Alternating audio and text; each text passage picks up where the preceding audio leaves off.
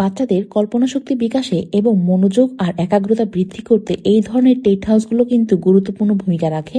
টেন্টের ভিতর বাচ্চারা নিজেদের একটা আলাদা দুনিয়া বানায়, যেখানে কখনো এই টেন্টটা ওদের ঘর, কখনো ওদের দোকান, বা কখনো অন্য একটা কিছু যেটা ওরা ইমাজিন করছে। আর এভাবে ইমাজিনেটিভ প্লে করতে করতে বাচ্চাদের মধ্যে সৃজনশীলতা বাড়ে। এছাড়াও একটা নির্দিষ্ট জায়গায় বাচ্চারা বসে খেললে ওরা দীর্ঘক্ষণ মনোযোগ ধরে রাখতে পারে, যা ওদের মনোযোগ এবং একাগ্রতা বৃদ্ধি করে। যদিও এই টেন্টের সাথে 50টা এরকম বিভিন্ন কালারফুল বল আছে, তারপরও যদি আপনারা এই টেন্টের ভিতরে আপনাদের বাচ্চাদের ওদের পছন্দের বই, খেলনাগুলো দিয়ে দেন, তাহলে ওরা দীর্ঘ সময় ধরে এই খেলনাগুলো নিয়ে ব্যস্ত থাকবে। এটা ওদের মনোযোগ বৃদ্ধিতে এবং একাগ্রতা বৃদ্ধিতে অনেক বেশি হেল্প করবে।